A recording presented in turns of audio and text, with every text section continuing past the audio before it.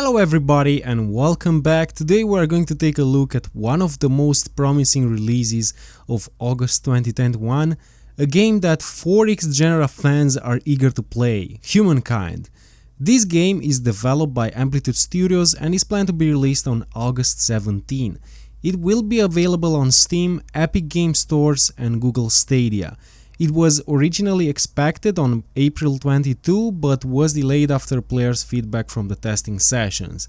I was pretty disappointed at that time, but the studio promised that releasing Humankind in August will allow them some extra time to polish the game for an amazing day one experience. And this is indeed something of high importance. I had so many disappointments throughout the years because of games that were released too soon and had a lot of issues and bugs. In a nutshell, in Humankind you will lead your empire throughout 6 major eras, starting from the nomadic age up until the contemporary era. The game has a lot of familiar things that we see in other strategy games, but also a couple of unique ones that I think add a lot to the depth and complexity of the game. So let's take a closer look at some of the most important elements of the game, but before that, as usual, if you enjoyed this video at any point, don't forget to subscribe and like this video because it would be very helpful. So let's start with the cultures, since it's one of the most important elements of Humankind. Like I previously mentioned, you will start from the nomadic age where you will have no settlement and you will be only roaming with your people across the map. Now from the perspective of opening possibilities, we have a pretty interesting dynamic here. You can establish a settlement, engage in combat, hunt and so on. Already we can see that similarities between Humankind and Civilization franchise are apparent, both starting from the nomadic age as well as some other basic elements. But Humankind I think has a much more pronounced topography, and also the level of environmental detail looks more impressive. Besides this, we have a couple of awesome systems like Fame, which really brings a unique feel to the game. As soon as you reach the ancient era is where the fun really begins, because you will be able to choose from one of the 10 cultures available for that era. What I found to be super awesome here is the fact that each era is reflecting real world civilizations, each one having its unique elements like a special trait, an emblematic quarter, and an emblematic unit, granting you a unique gameplay orientation. Some of the cultures may be focused on military, others on science, and so on. So as you advance through the game, again, you will have the possibility to choose from 10 cultures available for the era. Or you can continue playing with the same culture, in which case you will receive a bonus of 10% fame. This is another important and unique element of the game that we will discuss about in just a bit. So the legacy trait that I was telling you about lasts for the rest of the game, even after transitioning to a new culture. This is something really cool and unique. It just adds to the complexity and depth of the game. As time passes, your people and cities will become a blend of cultures you choose, reflecting at the same time the decisions that you made throughout the gameplay. This is something unique for me because we have 60 cultures, so I'm guessing that we have an almost infinite amount of possibilities in terms of looks and in terms of populations, dynamics and so on, because of all the decisions that we can make in this game. So like I previously mentioned, each culture is reflecting real world civilizations. This means that for each era we will see very familiar cultures that we learned about in history classes. For the ancient era we see Egyptians, Babylonians, classical era we see Carthaginians, Celts, Greeks, Goths and so on.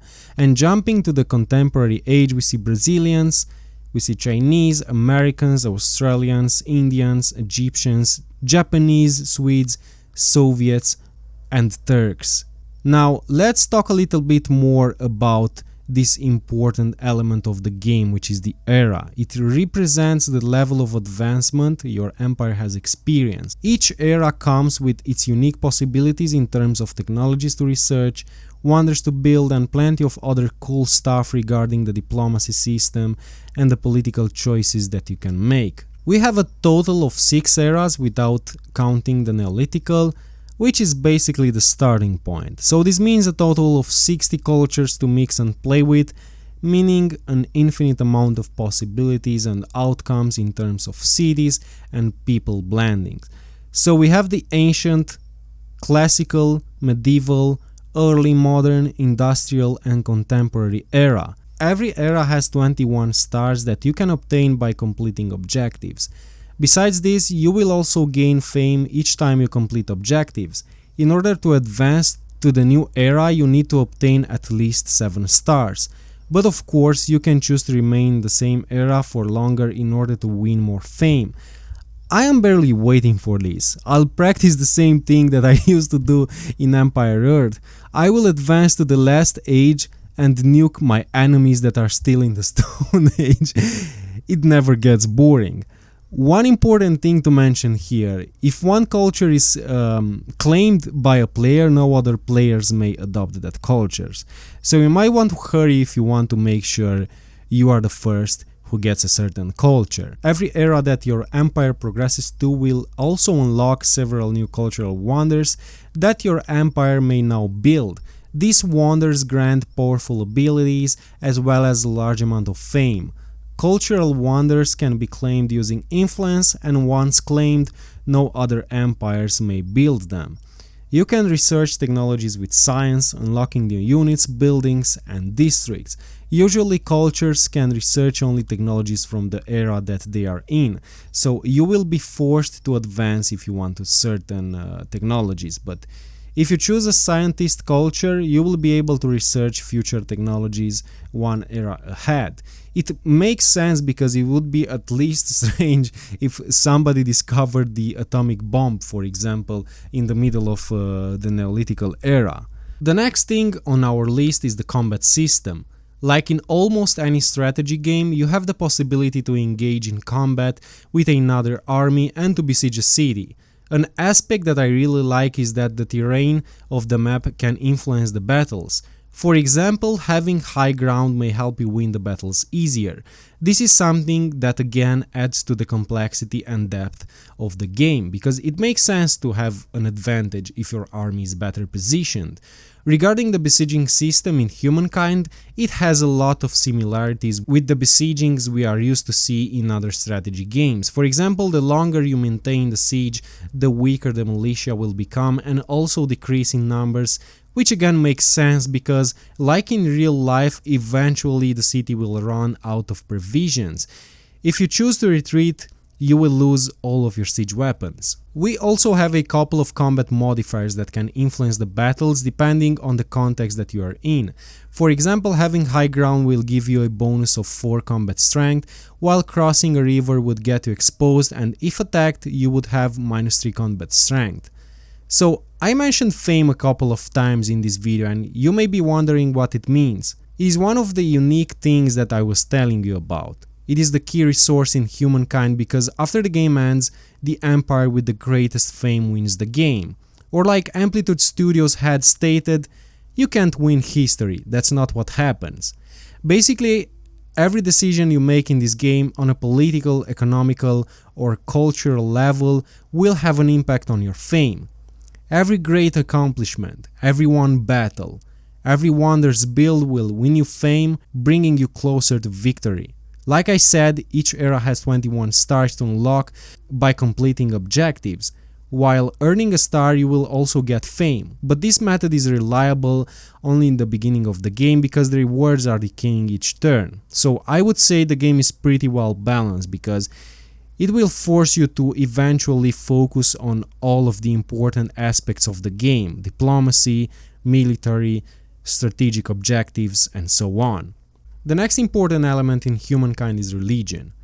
Just like in real life, religion can be a key factor in the cultural identity of many people, influencing their behavior and traditions. So in Humankind, religions are founded when you have at least 10 population in the ancient era. You can choose between 2 initial religions, polytheism and shamanism, each one granting you specific bonuses. As the number of followers grows, you can build holy sites that grant certain bonuses. Each empire has a state religion, while each territory has a majority religion. As soon as you choose the religion, you will be able to build holy sites.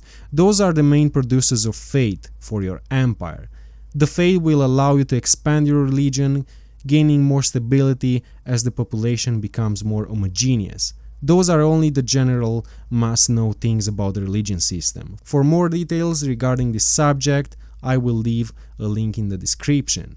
So this is all for today's video. We have a look at some of the most important and interesting elements of Humankind. I would say the game is pretty complex, better in terms of graphics, details, and depth compared to Civilization 6. I would be interested in finding out what you guys think, especially the long-time Civilization franchise fans. So thank you guys for watching, hope you found some useful information about Humankind in this video, and until next time, I wish you a beautiful day.